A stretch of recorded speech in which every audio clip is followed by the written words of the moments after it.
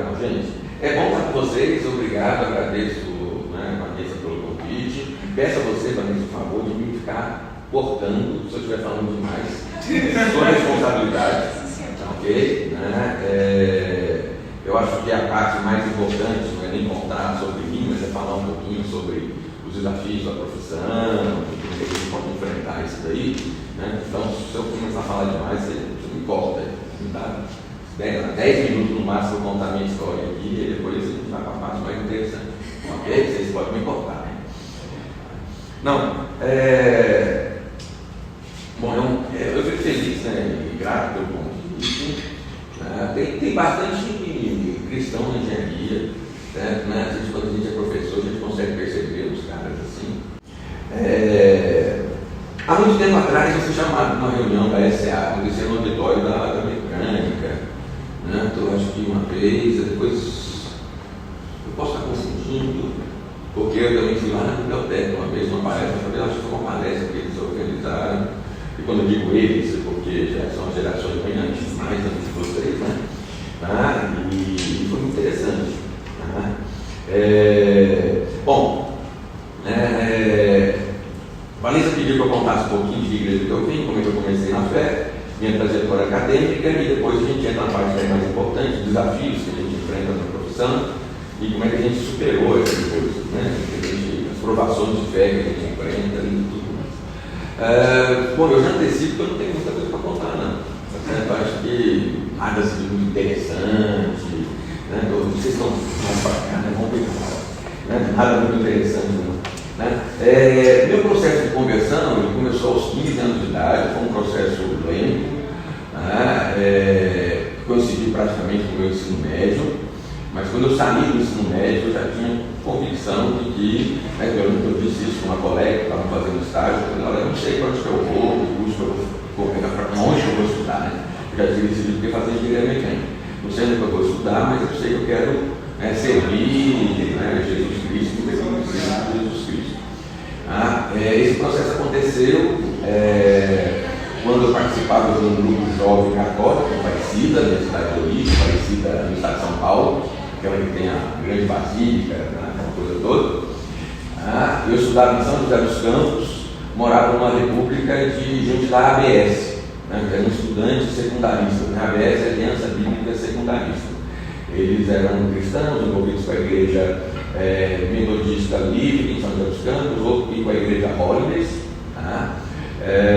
Então, foi muito interessante porque um colega do grupo jovem católico se converteu.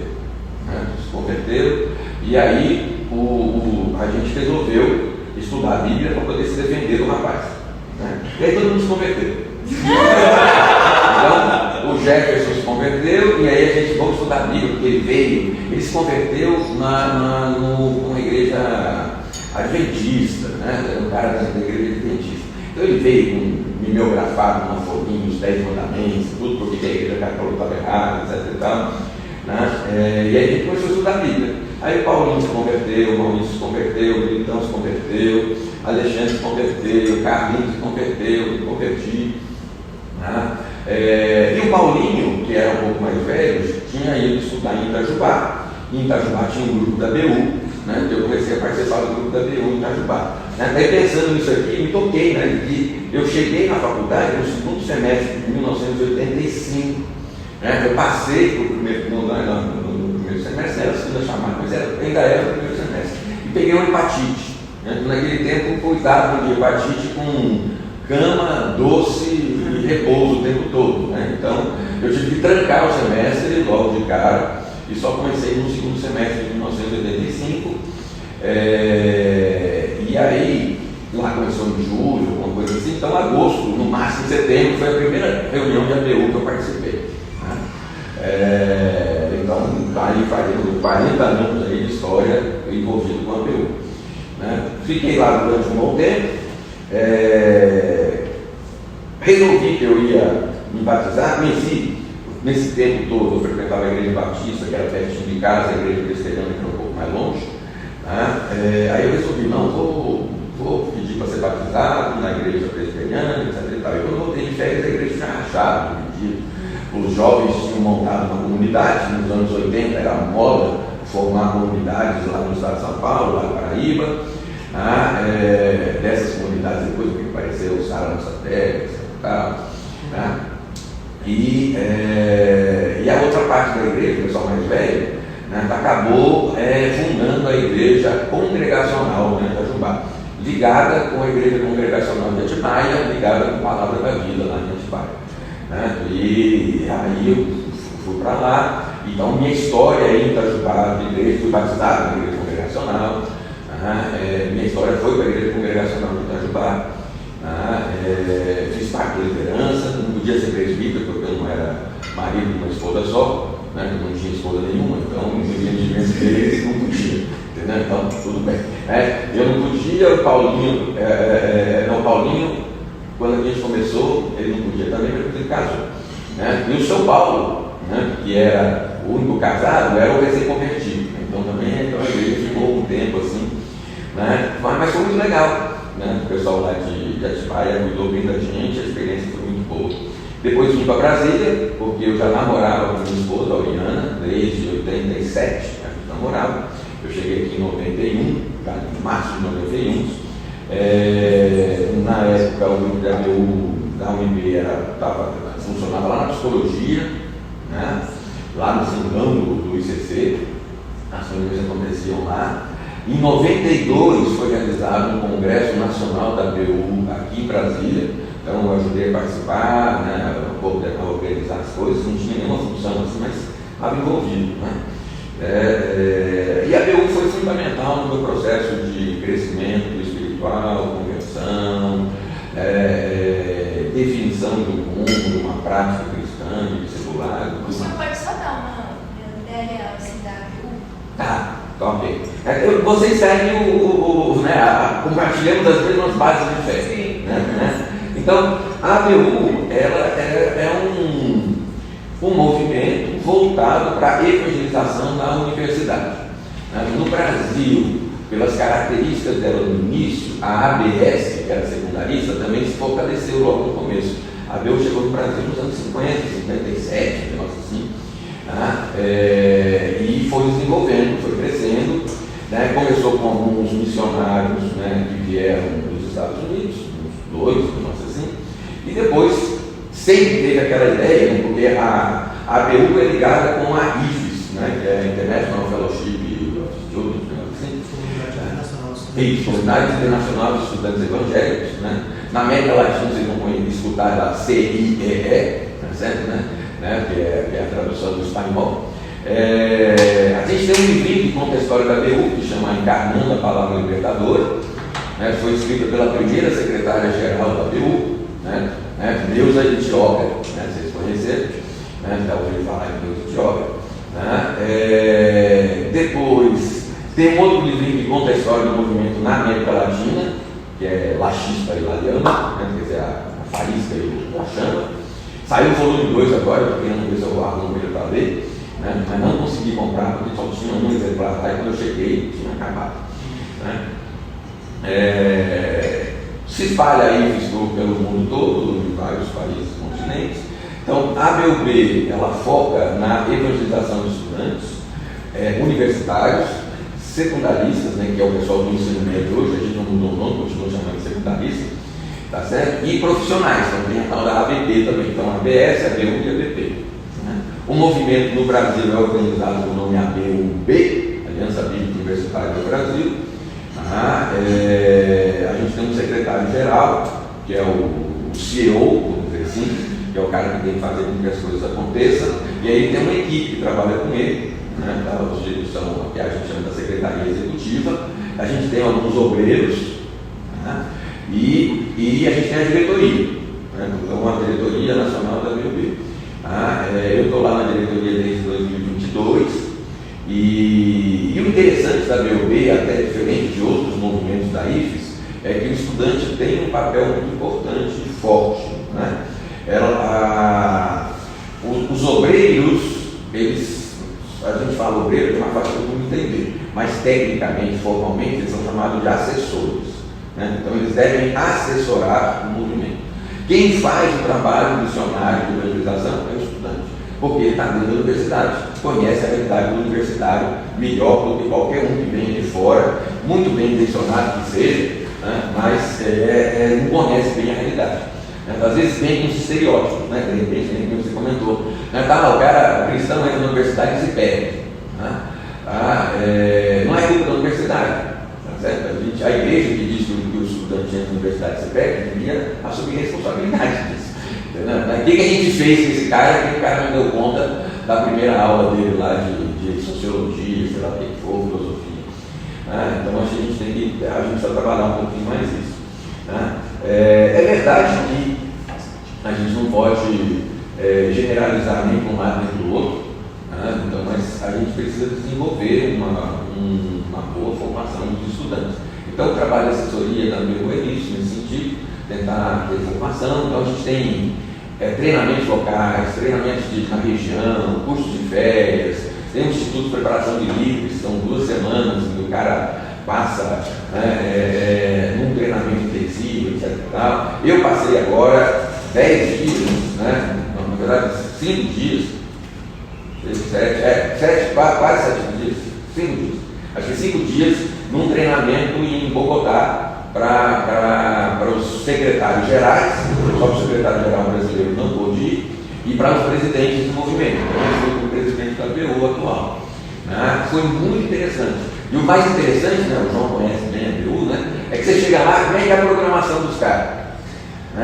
Devocional individual, estudo bíblico, palestra, hora de discussão em grupo, almoço, tá certo? Aí tem as oficinas da tarde, jantar e a parte da noite, que é mais lúdica, mais conversa, etc. E tal. Tem as páginas, tudo igual. Bem denso, né? É isso também, cara.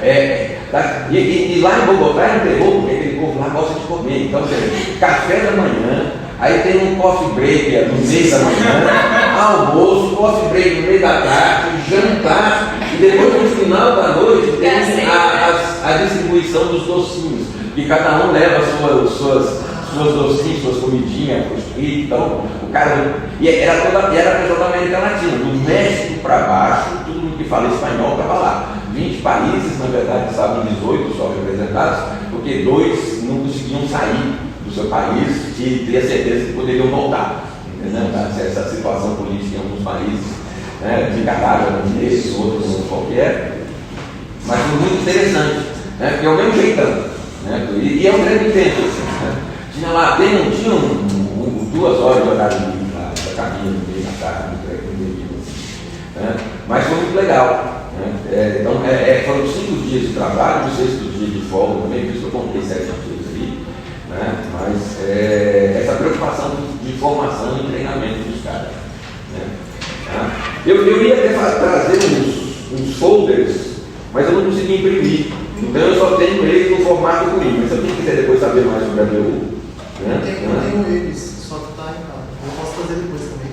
Também, o que eu fiz, eu fui ali na secretaria e tentei imprimir ali uma meia dúzia, mas aí era para fazer frente e verso, mas por alguma razão qualquer, a impressora não faz frente e verso. Ela boicotou, eu botei lá, do frente e verso ela não fez, frente e verso não fez. Tá certo? Mas depois vocês quiserem dar uma olhadinha, então tem 2 folhinhas aí contando um pouco pra gente, vocês vão ver que as nossas bases de fé são as mesmas. E isso é uma coisa importante, eu acho que caracteriza a ABU e a base de fé. Eu acho que essa é uma marca do movimento ABU, da IFES e desses movimentos na América Latina, de maneira geral também. Legal? Então foi isso, acho que já veio, tá bom, Se vocês quiserem saber mais, depois a gente conversa, você pode olhar. As folhinhas deve ter umas 4 cópias aí, então se alguém quiser guardar, pode guardar. Aí o senhor tinha parado na parte da sua conversão? Sim, e aí vim para Brasília, cheguei em 91, comecei a frequentar, porque minha esposa frequentava a igreja presbiteriana do Planalto, então eu estou lá desde 1991. Eu não sou assim um bom presbiteriano, porque eu só conheço a igreja presbiteriana do Planalto. Tá certo? Eu estive na igreja de Brasília, na Nacional, assim, acho que talvez umas 3 vezes nesses 30 anos que eu estou aqui. Tá certo? Já estive lá também no lado norte, aí no lado norte eu fui mais porque me chamaram para falar lá. Então eu fui uma vez que era alguma coisa sobre família e depois uma conferência missionária, né, do ano passado, né? Desse ano já, né? Já comecei no ano, né? Estive lá. Então, e quando eu digo que eu não sou um bom presbiteriano, é porque eu não conheço essas articulações, o que é um presbitério, o que é o seu essa politicagem da igreja presbiteriana. Nossa igreja aqui nunca se envolveu muito com isso, né? E eu bem menos ainda. Eu sou presbítero, né? Mas nossa relação com as coisas são um pouco diferente, né? O que me dá mais tranquilidade, né? Minha esposa se converteu numa igreja batista renovada, depois fez parte da batista que tinha aqui na R2, né? Aquela igreja batista grande ali. Oi? Na capital? Não é capital não, essas são tudo mais modernas, né? Então são tudo do tempo antigo. Uma igreja batista renovada que tinha na R2, mas bem antiga. Acho que não tem lá ainda, né? Norte? Não é norte também não. É, Na R2 Sul. É Central? Ah, tá. Oi? Batista Central? Batista Central, talvez, eu sei que é esse o nome, né? Aí ela foi fazer a Faculdade Teológica Batista, minha esposa é formada na Faculdade Teológica Batista, né? E aí quem dava aula lá era Ricardo Barbosa, o Morese, né? E aí ela, por causa disso, ela foi frequentar a igreja presbiteriana do Planalto, e eu, por ser namorado dela, fui para a igreja presbiteriana do Planalto. Só por isso. Estou lá até hoje, meus filhos cresceram lá, né? Mariana fez História aqui no UNB, e está aí batendo cabeça, tentando arrumar um concurso de emprego, tá certo? Né? E o João Paulo ele começou a fazer geofísica aqui, mas aí não gostou do estilão do UNB, esse modo de aula, tudo deslocado, não sei o que, e tudo mais quadradinho. Né? Aí ele foi para o Instituto Federal de São Paulo, campus de Araraquara, né? E formou lá em engenharia mecânica. Né? Falei, faz umas matérias lá na mecânica, etc. E tal. Ele fez produção de engenharia mecânica, fez umas outras matérias, nunca fez outras matérias de desenho. Né? E eu acho que por poder morar fora, por ter um curso muito mais mão na massa, e não ter o pai professor lá, era melhor fazer isso lá em Araraquara do que aqui. Mas graças a Deus ele está lá bem envolvido com a igreja presbiteriana de lá, que é muito mais presbiteriana do que a minha, e ele está feliz da vida, ele também é mais presbiteriano do que eu, tá certo? Tem estilão assim, né? O pessoal lá comemora o dia do jovem presbiteriano. Eu me divido com ele, tá certo? Né? Então, eu já perguntei se sabe cantar o sino lá. Bom, o sino do Hilário todo mundo canta, né? Mas ele não é jovem presbiteriano. Você que chegou é quem? Ian. Você é de que curso? Estou cursando História. Está fazendo História, legal. É que eu estava tocando o pessoal que chegou aqui. Eu só falo cursando agora. História. Eu gosto muito de História, era a minha opção para quando eu começasse a trabalhar como engenheiro. E aí sim, não trabalhei como engenheiro, eu vim para cá e acabei fazendo mestrado. Do mestrado fiz concurso, peguei professor, e aí como professor fiz o doutorado e fiquei como professor. Né? Mas a gente pode falar da minha carreira acadêmica um outro dia, porque a gente já está com um tempo mais avançado. E não tem muito o que contar não, acho que eu não fiz muito boas escolhas na minha carreira acadêmica. Né? Então, mas é bom a gente conversar sobre ela porque serve como um bom exemplo para você não fazer igual. Quais são os desafios que eu enfrento na minha profissão? Como engenheiro mecânico e como professor. Acho que eu diria as duas coisas. Né? Por um lado, ser engenheiro mecânico, fazer um curso de engenharia, comparado com quem faz filosofia, sociologia, psicologia, essas coisas todas, é muito mais tranquilo. Certo? Eu só tenho que lidar com máquinas, equipamentos, pregos, postos e parafusos. Né? Não tem nenhuma grande questão de discussão, de ética, etc e tal, assim. Quando você vai para uma defesa, né, o Ian faz história, né? Acertei, né? Faz história. Então você vai para uma defesa de história e aí você prepara todo o seu trabalho, tese, sua dissertação todinha, seguindo determinados autores, caminhos, etc e tal. Aí de repente seu orientador botou na banca um cara que segue um caminho diferente. Então começa toda uma discussão por interpretações diferentes. Na engenharia mecânica, como nas outras engenharias, a lei de Newton é a lei de Newton, não tem outro. Tá certo? Então é força máxima de aceleração. Não tem nenhuma escola diferente. Tá certo? certo? Né? Que vai querer interpretar isso, discutir isso, etc. E tal, né? Se você não citou Newton, mas usou que força é máxima da aceleração, ninguém vai reclamar disso.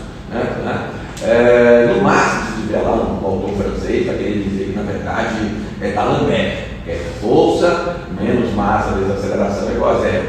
Né? Então um treco assim que a gente. Mas acaba dando tudo igual no final das contas. Então isso é bem tranquilo. Mas isso também é uma armadilha. Né? Porque você, como engenheiro, deixa de se preocupar com esse tipo de questão. É muito comum, né? Quando a minha aluna falou que queria, na minha opinião, eu fiquei feliz, ninguém sabe nada. Quem é? Nos conhece?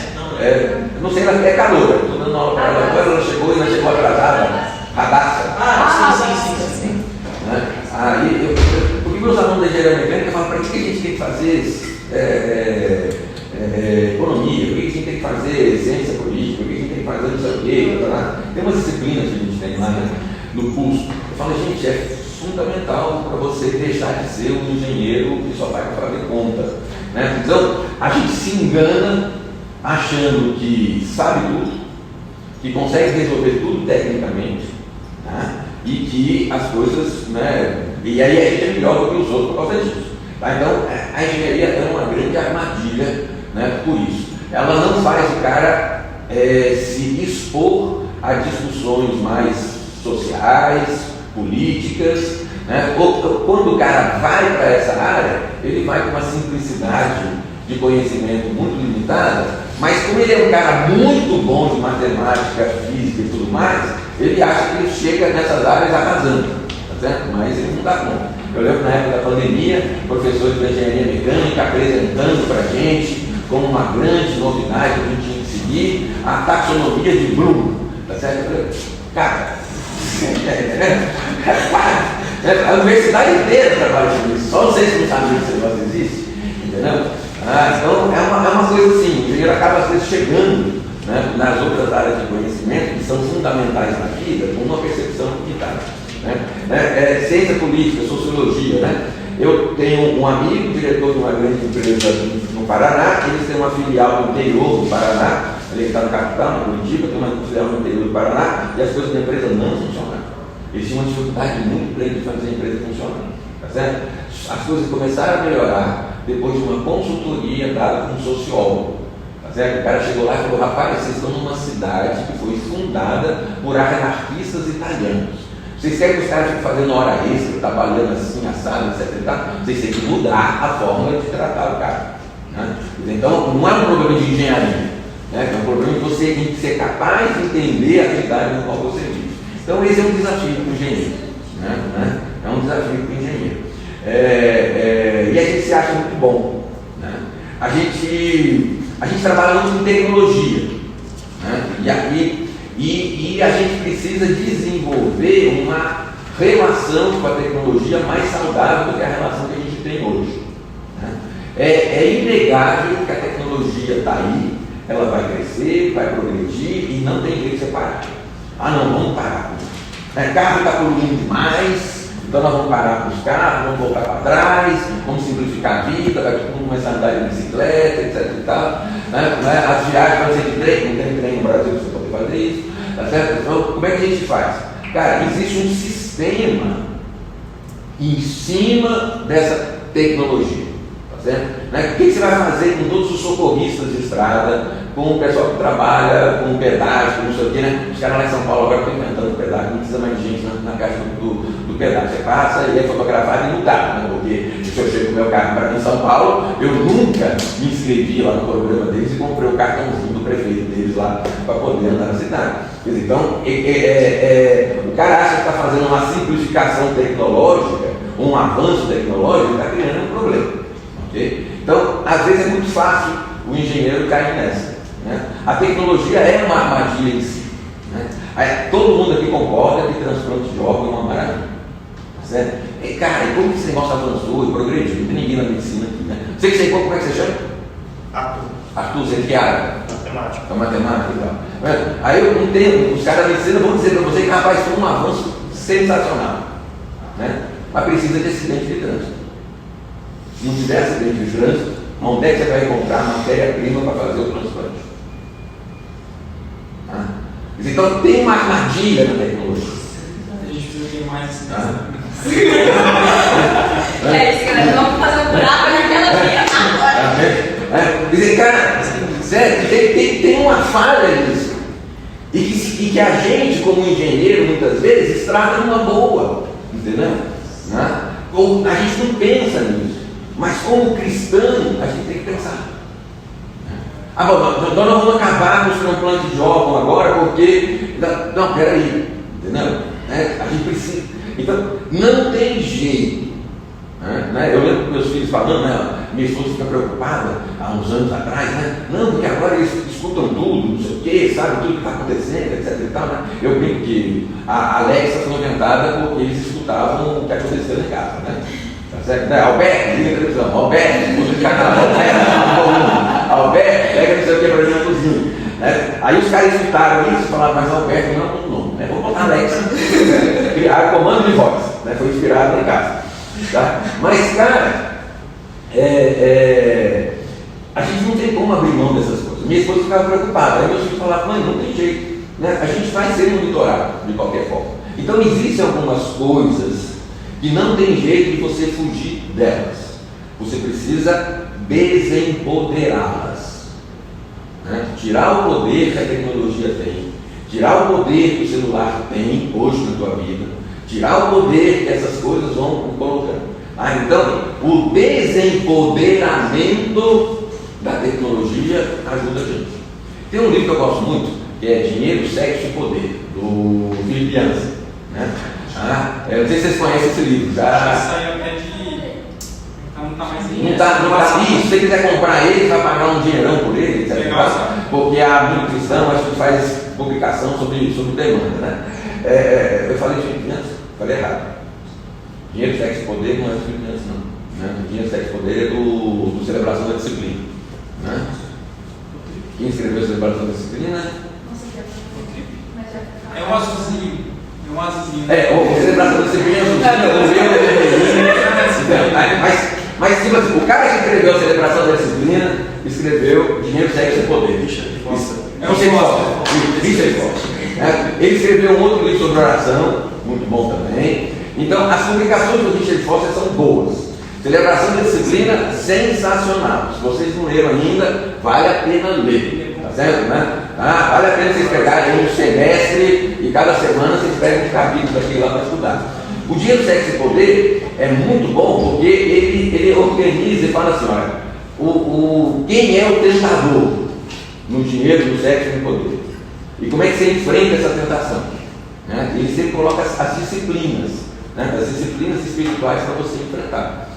Então, a parte do poder é essa. Você vai ter que lidar com o poder. Você está numa atitude de poder. Se você vai ser um líder, você vai ser um engenheiro, você vai chefiar uma empresa, você vai ter que saber lidar com o poder. A gente precisa saber lidar com a tecnologia. Acho que essa é uma coisa que eu acho que é importante.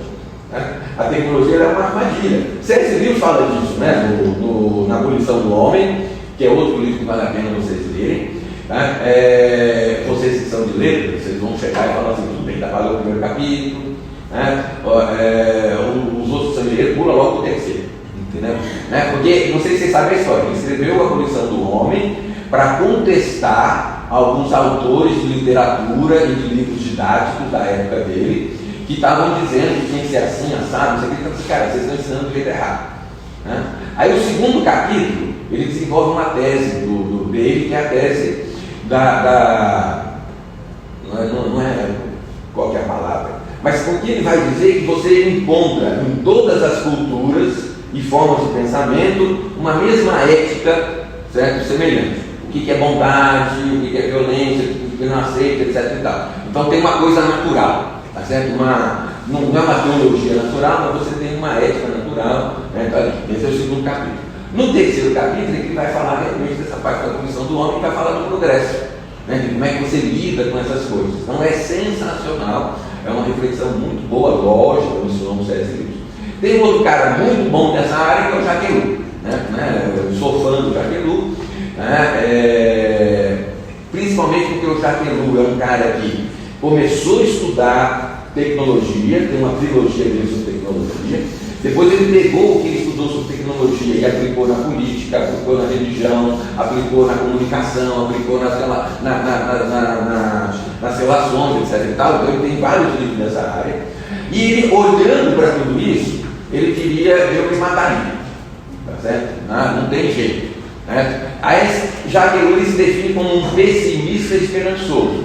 E o que salvou ele disso? O lado cristão dele. Né? E aí ele desenvolveu, ele tem uma série de comentários bíblicos, onde ele desenvolve a ética da esperança. Tá certo? E aí ele mistura essas coisas, né, com uma ética da tecnologia, uma ética, né, da coisa. É interessantíssimo. Né? Então, tem um cara que fez a biografia dele que fala nos livros dele com duas abas da janela, né? A aba tecnológica, tá certo? E a aba teológica, né? E aí nessa aba teológica ele tem essa ética da esperança e realmente é sensacional. Né? Tem um problema que é francês. Né? Então você vai pegar um livro dele, tem um livro dele que foi traduzido para o português que o objetivo é dizer como que a tecnologia influencia a política. Né? Capítulo 1. O que é o capitalismo? Capítulo 2, o que é o socialismo? Capítulo 3, o que são países do terceiro mundo? Capítulo 4, aí que ele começa a falar como é que a tecnologia influencia, né, na política. Cara, então é isso. Né? Aí quando eu peguei o livro dele sobre esperança, eu comecei da metade para frente, eu já pulei a primeira parte todinha, porque a primeira parte ele estava contando a desgraceira do mundo. Eu falei, bem, isso eu já conheço. Eu quero ver a parte da esperança. Eu quero ver a parte da esperança.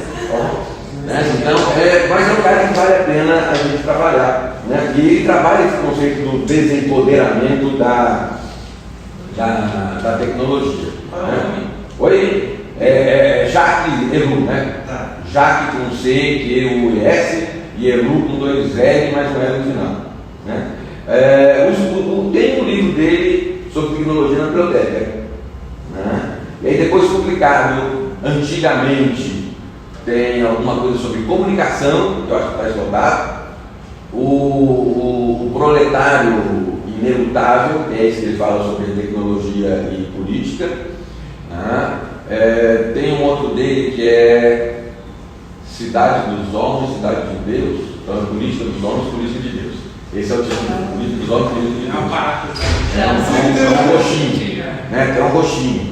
Esse político de Deus, político dos homens, político de Deus, eu acho que ele pega o título, volta o título do cara, que nem tem um que ele pega toda aquele Homo e Una, né? Homo e Una, né? Aquele do cara sombrio lá do povo, né? Do cara lá do povo, né? Tem uma deles. Então ele pega aquilo para falar sobre fé e dúvidas, né? Como é que a gente lida com isso. Então a dúvida faz parte da fé. Né? Esse Cidade de Deus, política dos homens, política de Deus, ele faz comentários no livro de Reis. Muito bom. E tem um que foi recentemente dele, que até o Ricardo Barbosa trabalhou para que fosse publicado, é César, o Filho de Deus. César, o Filho de Deus, ele fala sobre as tentações de Jesus Cristo. Né? O que fica para o ficou no livro? Ele fala assim, olha, os caras puseram, né, uma das coisas que ele fala lá, comentando no livro, os caras puseram a vírgula no grego, no lugar errado. Né? Creio em Deus Pai, Jesus Cristo, que sofreu, vírgula. Né? Foi morto, sepultado, seu Pôncio Pilatos. Entendeu? E depois ele fala, olha, a vida de Jesus toda foi uma vida de sofrimento. Ele não só sofreu sobre Pôncio Pilatos, sofreu, vírgula, sobre Pôncio Pilatos, foi morto, sepultado. Tá certo? Então, é interessante essa abordagem que ele traz, e lidando com as tentações e como que isso interfere na nossa vida. Né? Legal? Esse negócio legal é coisa do professor. Como professor, eu tenho o desafio da autoridade.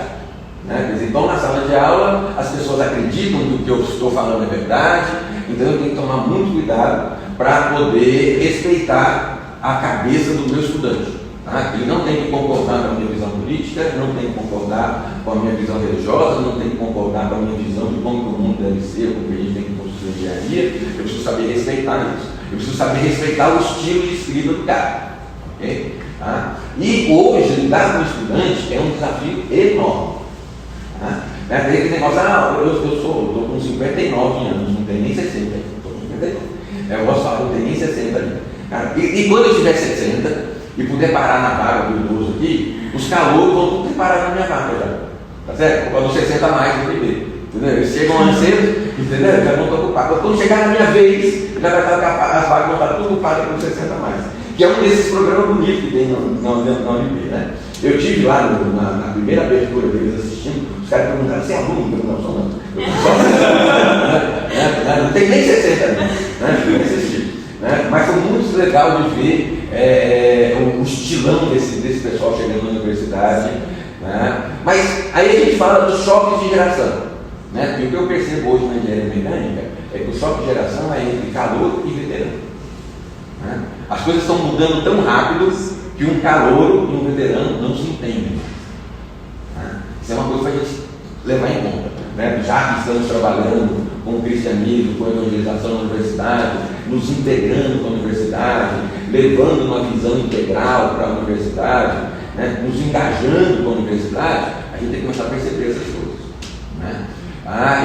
Um tempo atrás a gente teve uma palestra aqui em que os estudantes conseguiram fazer um diagnóstico sensacional sobre o problema de ansiedade, a relação não saudável com os professores, com os colegas, etc. E tal, tá? E todos o pessoal mais velho que estava lá olhavam um do outro e diziam: sempre foi assim. Entendeu? Então aí a gente tem um problema com a geração. Uma geração que convivia com tudo isso, né, e achava que era normal. Né? Hoje a gente tem uma geração, isso antes da pandemia, então de lá para cá já mudou. A gente tinha uma geração que conseguia identificar o problema, né, e hoje e não sabia dar resposta para o problema. Então a necessidade de você ter uma palavra de integridade do Evangelho para esse povo. Né? Hoje a gente tem uma geração que talvez não saiba nem entender o problema, identificar corretamente o problema, porque ela se acostumou com uma série de diagnósticos e simplifica as coisas desse jeito. Né? Eu tenho isso, entendeu? Fulano tem aqui. E aí ninguém aprofunda em não entender isso. Né? Eu gosto de dizer que, por exemplo, o estado depressivo, a depressão, é o melhor exemplo, pelo lado negativo, da complexidade do ser humano. Né? Você não resolve o problema de depressão só com conversa com o psicólogo. Você não resolve só com medicação. Você não resolve só, senão você tem que mudar o ambiente, você tem que saber com quem você convive, você tem que saber que remédio você toma, você tem que fazer um tratamento com o psicólogo, você tem que tratar a integridade do ser humano, as relações que ele tem, né? O estilo de vida que ele leva, né? A maneira como ele lida com as emoções, e a química dele também tem que ser tratada. Né? A química, a biologia, a filosofia, o cara tem que ser tratado. Né? Bom, então eu tenho que saber lidar com esse meu poder de influência. A gente vive na universidade um orgulho acadêmico, a gente se acha, tá certo? E daí vem a vaidade, né? Tudo é pecado, tá, ok? Então a gente tem que saber lidar com esse tipo de coisa o tempo todo e saber que os outros são assim. Né? E eu diria que por profissional cristão, quando você forma, você se acha que é o cara mais sensacional do mundo. Cara, não sei, ainda mais que vocês estudam no UNB, não é uma universidadezinha. Né? Vocês sabem o que significa ter uma formação da UNB. Vocês sabem o que significa, né, ter um diploma da UNB, ter saído daqui. Tá certo? Não quer sentar aqui, não, chega aqui. Tá certo? Então vocês sabem o que é. Né? Vocês sabem o peso que isso tem. Mas não se deixe enganar por isso. Entendeu? Né? Eu estou lendo uma autora, ela é dos Estados Unidos, é uma presbiteriana, casada, e durante 2 momentos na vida dela, ela passou 9 meses num mosteiro, tá certo? Um mosteiro beneditinho. Kathleen Norris, ela é escritora de ficção, romance, etc e tal, mas acho que só tem um livro dela traduzido para o português, uma pedra, né? Em que ela fica discutindo o problema dos salmos, né? A dificuldade que ela tem com os salmos. E nesses mosteiros beneditinos, os caras leem os salmos o tempo todo. De manhã, de tarde, de noite, e aí na sequência que está lá, entendeu? Eles não vão arrumar, vamos arrumar por assunto. Então ela fala, cara, de manhã eu leio um salmo que fala da glória de Deus, da tarde, na hora do almoço, ele está querendo pedir para que Deus, né, estrangule o outro, entendeu? E de noite eu estou dando ação de graça, entendeu? Então, lidar com isso é meio complicado. Mas o livro dela é muito interessante porque ela mostra essa realidade dela como escritora, lidando com as dificuldades da vida, com os desafios e tudo mais, né? E aí ela cita uma senhorinha lá, uma mística católica da Idade Média, que fala que, olha, aqui a burrice é autossuficiente, né? A sabedoria nunca está satisfeita com o que sabe, né? Então é isso que a gente precisa sair da universidade. Eu nunca vou saber tudo que eu preciso saber sobre a minha área. E considerando que a sua área é só pequenininha, e vocês, no documento de vocês, falam da importância que é você se abrir para todas as outras áreas e integrar essas outras coisas, vocês vão ter um desafio como cristãos o resto da vida. Não tem jeito, né? Não dá para a gente, né, não parar com isso, né? Como é que eu enfrento as coisas? Já está dando hora de terminar, né? Eu diria que não tem nada de diferente de todos os outros profissionais que já passaram por aqui ou profissionais que vão passar, vamos dizer, certo? A gente precisa de uma firme disciplina espiritual, né? Quer dizer, então o cristão é um cara que é desafiado, seja ele universitário, ou do ensino médio, técnico, ou um cara lá de só nível básico, né? Se ele é das exatas, se ele é das humanas, qualquer área que ele seja, tá? Ele vai ser sempre desafiado como nós somos nas mesmas coisas, né? Somos tentados nas mesmas coisas, somos desafiados a sermos fiéis discípulos de Jesus Cristo a todo momento do dia. Temos que fazer escolhas a todo momento do dia, né? O que Jesus faria, né? Nos meus passos, o que Jesus faria? É isso. Mas esse é um livro antigo, quadrado, etc. e tal, que eu não li, né? Mas é assim, né? Eu sempre fugi desses livros, né? Uma vez na escola dominical tinha lá 7 passos contra a tentação. Era um livro sobre isso daqui, né? Fomos dar lá, fui dar algo sobre sensacional o livro, entendeu?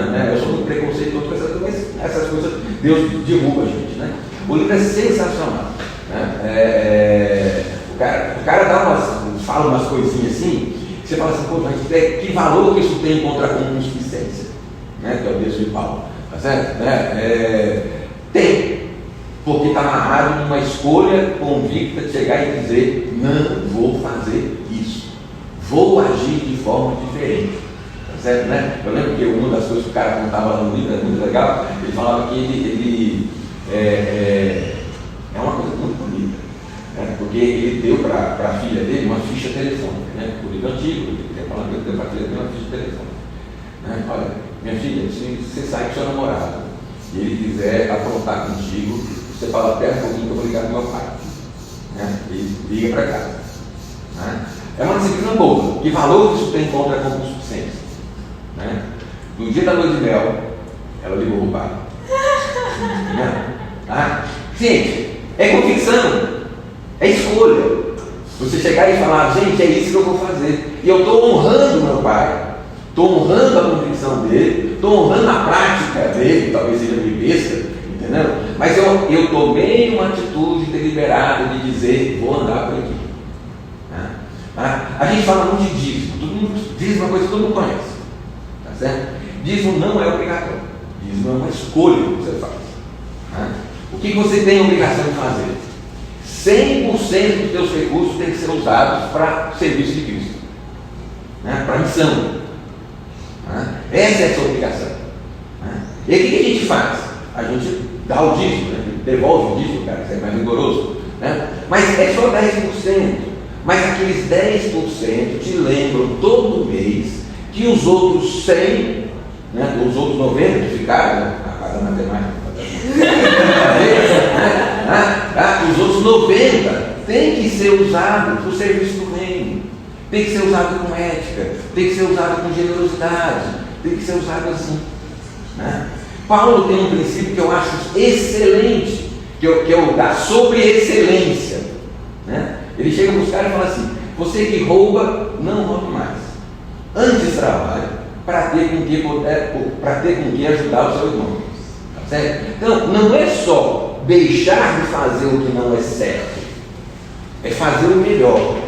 E fazer o melhor para repartir, para dar, para distribuir, para ajudar o outro. Ok? Se você não tem a prática do dízimo, de levar o dinheiro para a igreja todo mês, ou de doar para uma instituição, para o movimento de vocês, etc. Ou para alguma missão, não sei o quê, procure desenvolver isso. Ah, mas não tem salário nenhum. Um dia vai ter, então começa com a sua mesada. Legal. Mas o que eu estou querendo dizer é um passo a mais. Né? Se você quer que 100% da sua vida seja em comunhão com Jesus Cristo, em submissão aos valores do reino, como um discípulo fiel, separa pelo menos 10% todo dia para gastar com Cristo. É estudo bíblico, diário, sério para pegar a Bíblia. Ah, mas esses negócios tão assim, não sei o que. Entendeu? Tem valor isso quando o pecado, na hora lá, porque o cara, a C.S. Lewis conta a história, né? O cara está lá orando, levanta e vai bater na esposa. Deus faz isso, faz. Deus faz isso, não. O diabo faz isso, faz. Deus deixa essas coisas acontecer para nos ensinar. É a ficção do Deus lá, tudo bem. Mas, cara, não é porque você lê a Bíblia que você não vai, depois de um caminho para a escola, para a universidade, buzinar com um cara, xingar o outro, dar uma fechada em alguém, ou mandar o cara para aquele lugar.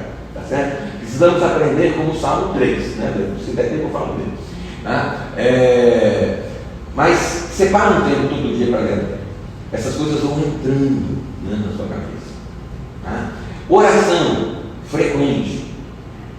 E aí dá para você orar, vindo para a universidade, no horário do almoço, depois do almoço, esperando o professor chegar, ou quando o professor chega, começa a dar a aula, aquela aula está horrível, ora. Eu conheço um professor que chegava aqui, enquanto ele estava apagando o quadro, tá certo? Ele está orando, pedindo que Deus faça com que a aula seja uma aula boa para o estudante, para que as coisas aconteçam. Então você, estudante, ore.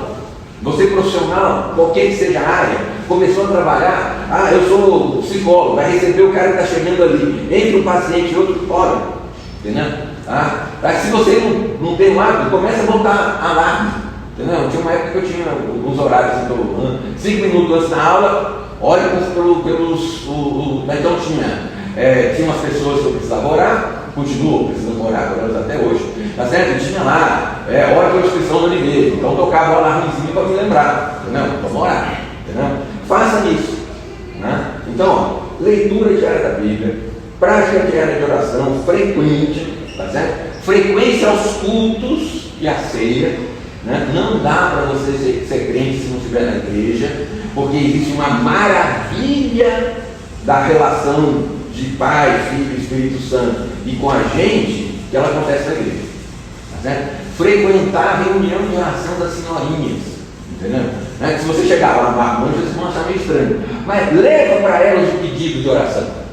Minha irmã, eu vim aqui para pedir que vocês orem por mim, porque eu sou universitário, estou estudando no UNB. Estou fazendo um curso disso, daquilo, etc e tal. Passo muitas dificuldades lá. Né? Não negligencie o poder que essa oração tem na tua vida. Né? Então, esteja envolvido com a igreja. Aqui a gente convive com as estudantes, todo mundo principal, capaz de discutir os problemas do país, da nação, da teologia, todas as tretas teológicas a gente dá conta de discutir. Os caras da igreja não dão conta. São meio assim, né? Aquelas tiazinhas de WhatsApp que ficam mandando mensagem para você. Mas essas mulheres, esses irmãos da igreja, são gente que estão lá tentando acertar a vida deles com Cristo, para a pena seguir o exemplo deles. Vão pisar na bola, vão pecar, vão fazer coisa errada, vão se tratar mal, talvez até. Um conhecido meu, né, foi num encontro ali de grandes lideranças evangélicas, e aí eu falei, mas você é casado, solteiro? Eu falei, não, estou me divorciando. Você já leu Moisés?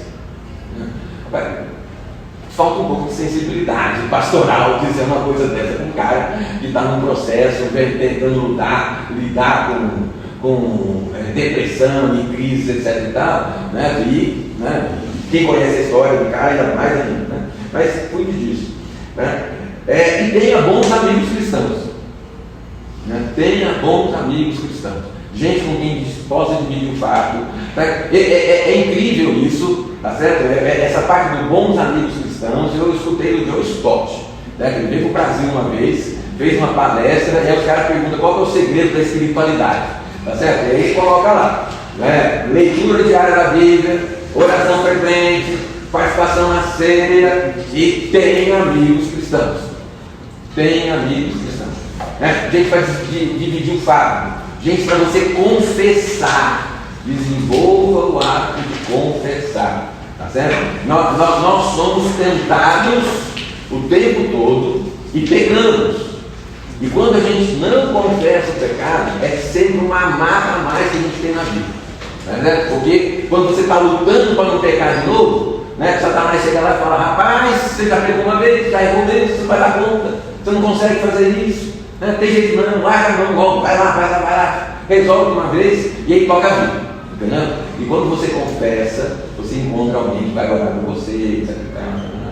Então, são coisinhas bobas que a grande teologia vai dizer para você: não tem valor contra a concupiscência, não significa que é santidade, não significa mesmo, entendeu? Mas a gente tem que encarar isso, né? E vai transformando essas coisinhas numa coisa boa que vai fazer diferença. Para por aqui. Tem um caso de pessoas escritas, mas a gente tem que saber parar. Se aí sem perguntas, comentários. Vamos ali para o momento de perguntas, então. O senhor pode só me informar as horas? 13h16. Olha, nós temos uma boa live. Olha, eu acho que eu poderia ficar horas discutindo. Sim. Não tem maneira de falar demais. Vamos combinar de encerrar 1h40. Tá certo. Então, nós temos aí um tempinho aí para perguntas. E, como a Ana já quer fazer a sua, Ana, pode fazer a sua pergunta. Sim. É que, igual eu falei, eu sou da engenharia química. E um dos grandes desafios que eu tenho mesmo é da minha relação com os professores, porque desde o início, né, foi uma das grandes barreiras, porque eu percebo que na nossa área de engenharia tem ótimos pesquisadores, você vai ver o currículo lá dos professores, são ótimos, são maravilhosos, mas o trato com os alunos, muitas vezes acham que nós estamos impedindo o trabalho do professor e não que aquilo é o trabalho dele. Sabe? Então, principalmente nas matérias, eu me sinto muito distante dos professores, né? E algumas vezes passo alguns momentos de humilhação, né? Você não sabe se o livro te humilha, se o professor te humilha, você se humilha. E também... Como é que toca outro, tá? E nos poucos que eu consigo ter realmente essa proximidade, né, eles reclamam muito dessa questão, que ele fala, tive uma matéria no mestrado sobre didática e foi isso, sabe? Então, como lidar com esse grande desafio? Fora a tentação, por exemplo, do jeitinho, se eu passar nas matérias, né, que cada matéria tem um jeitinho, coisa e tal, e você tá ali vendo o que todos os colegas estão fazendo, coisa e tal. E aquela linha tênue, é pecado, não é, certo ou não, e aquela escuridão, né, nesse meio, cria conselhos para isso. É muito complicado. É verdade, os professores universitários, a grande maioria dos professores universitários não tem formação para ser professor. Na engenharia é assim, talvez pelo que você está dizendo na química, eu vou dizer para você, talvez... A UNB é uma coisa muito legal, entendeu? A faculdade de educação, ela foi fundada para poder ensinar os professores a serem professores. Eles tinham que ensinar a gente na engenharia a ser professor. Essa era a ideia, né? A ideia da UNB é uma ideia desde o início muito desafiadora. Cara, vocês não sabem, a UNB ela tinha um curso de teologia. A UNB tinha um curso de teologia. Aí, do golpe militar, os caras falaram assim, como é que pode que o cunhado comunista lá dá curso de teologia? Então fecharam o curso, entendeu? Mas era muito interessante, porque em 1963, os caras estavam discutindo as novas religiões, né? O consumismo, tá certo? O shopping center como templo. Eu falei, gente, 1963, na Universidade de Brasília, tinha gente discutindo isso. Coisa que a gente só foi começar a discutir no meio evangélico em 1980, 90. E a teologia começou a aparecer nisso daí. Quer dizer, a gente perdeu muita coisa do que tinha de bom na UNB. Né? Uma das ideias era essa. Então, realmente, o professor não tem formação. Eu nunca tive um curso. Entendeu? Eu falei aqui, aquele negócio, o cara descobre que a taxonomia de Bloom é uma coisa maravilhosa, mas achando que ele todo mundo usa isso há muito tempo. Então acho que é um negócio assim que a gente não tem essa formação. E se o professor reconhece que ele precisava ter essa formação, já é alguma coisa boa. Né? Eu fiz um curso de neurociência aqui na UNB, neurociência para o aprendizado, foi muito bom, né? Com a professora lá da neurociência da biologia. Eu nunca lembro o nome dela, mas eu tenho um vídeo dela que eu coloco sempre para meus alunos assistirem. Né? Então é uma coisa que a gente precisa trabalhar. Tá? Sim, e porque o cara não tem essa formação, e porque ele se acha, e às vezes trata mal o aluno. E realmente, entendeu? A gente teve um reitor no UNB, há muitos anos atrás, ele estava por aqui, eu cheguei depois dele, os caras gostavam de contar a história. Né? Ele dizia, nossa, essa universidade é maravilhosa. Né? Deu ruim quando chegam os alunos. Mas o cara não entendeu o que era isso. Ele era um devedor na universidade, tudo bem. Ele não tinha entendido para que era a universidade. Né? Tá? A gente precisa entender isso. Né? Tem professor que faz muito sucesso fazendo pesquisa. Né? Tá? E aí então da aula está atrapalhando o tempo que ele está escrevendo artigo, publicando, etc. Então a gente precisa realmente cobrar algumas coisas disso, né? De incentivar essas áreas. Vale a pena a gente se envolver com a semana universitária, dizendo isso como um professor da UNB, né? Porque você tem a chance, às vezes, de se aproximar de professores que estão preocupados em levar o conhecimento deles de uma forma leve para todo mundo. Né? A gente vai ter sempre um embate com esses caras, não tem jeito. Tinha mais uma terceira coisa que você comentou, né? Essa questão de jeitinho que passaram na matéria. Sim, o jeitinho, isso, exatamente. Então, para mim foi né? Tipo assim, meu processo de conversão foi acontecendo, né? E de repente, colar na prova é errado. Aí quando eu descobri que copiar esse exercício também era, entendeu? Eu falei, o que eu faço hoje como professor? Tá? Uma vez eu estava conversando com meus colegas lá, gente, a gente faz uns experimentos, escreve uns relatórios e vaza. A gente precisa escrever um relatório bom e vazar na internet. Porque aí os alunos vão copiar um relatório bom, depois eles estão copiando umas porcarias. Entendeu? Então é importante que você, cristão e de qualidade profissional, você na sua área, produza coisas boas e disponibilize na internet. Porque tem muita coisa ruim, eu estou aula de desenho. Né? Aí quando eu peço para os meninos, façam um desenho no terceiro dia, os caras abrem a coisa na internet, todas as figurinhas que os caras abrem estão erradas. Entendeu? Eu falei, cara, está errado. Oi? Mecânico. Eu sou engenheiro mecânico, aula de desenho técnico, projeção no terceiro dia. Certo, né? Aí os caras abrem na internet, as figurinhas que aparecem, as primeiras que aparecem, o cara dando errado. Entendeu? Eu falo assim, não, mas você está errado, foge, desliga, né? Copia do seu colega, que é melhor. Eu dou para eles um trabalho, desenho, todo mundo usa o computador, desenho no computador, CAD. Né? Eu dou para eles, eles não gostam de mim. Tá certo? Eu dou para eles para escreverem uma apostila de desenho técnico. Mas tem que ser manuscrito e com desenho manual. Eu falo, olha, na pior das hipóteses, enquanto você está copiando do seu colega, quem sabe alguma coisa ainda na sua cabeça. Né? Mas eu acho que isso lá não está funcionando mais. Porque enquanto ele está copiando do colega, ele está olhando para o WhatsApp. A rede social, o Instagram, não sei o quê. Esse é uma daquelas coisas do 10%. Entendeu? Quanto tempo você gasta no Instagram, quanto tempo você gasta lendo a Bíblia? Né? O que molda a tua cabeça? Né? Mas Alberto, isso é muito rigoroso, essa coisa é muito farisaica. Né? Se você estiver trancado no seu quarto, não tem ninguém olhando que você deixou o celular na cozinha e foi para o quarto para ler a Bíblia. Chegou lá, depois quando eu voltei para lá, depois dos meus 15 minutos de leitura bíblica, oração, tinha 50 mensagens. Aí você toma aquela atitude e entrega para Deus. Eu falei, Senhor, eu não tenho que responder tudo, eu não tenho que participar de todas as tretas, eu não tenho que saber tudo o que está acontecendo. Tá certo? E a gente começa a exigir isso das pessoas. Né? Fulano de tal é muito bom em tal área. Mas qual a opinião dele sobre política? O cara não tem nada de política. Não, o teólogo. Mas ele precisa dizer sobre isso. Ele vai e diz besteira. Então, não exija isso das pessoas. Tá? Então, a gente tem que fazer algumas escolhas e pagar o preço delas. Né? Se você enfrenta um professor e diz que o que está falando está errado, você vai ser reprovado, talvez você vai ter que fazer de novo. Né? Mas tem algumas coisas que não vale a pena você enfrentar. Eu vou discutir com o cara algumas coisas que são besteira. Tá Né? Ainda mais hoje que cada um acha que tem a verdade, né? Então tem umas coisas que não vale a pena. Eu digo para meus alunos na engenharia mecânica, se você tem um professor sacana, que te judia, etc e tal, que trata mal, entenda que isso é formação profissional. Você vai ter um chefe assim, entendeu? Você vai trabalhar com gente desse jeito. Né? Cara, é terrível na engenharia mecânica quando aparece a defesa de projeto de graduação. Né? Porque faz parte da banca. Quando o aluno é picareta, a sala enche. Todos os colegas aparecem.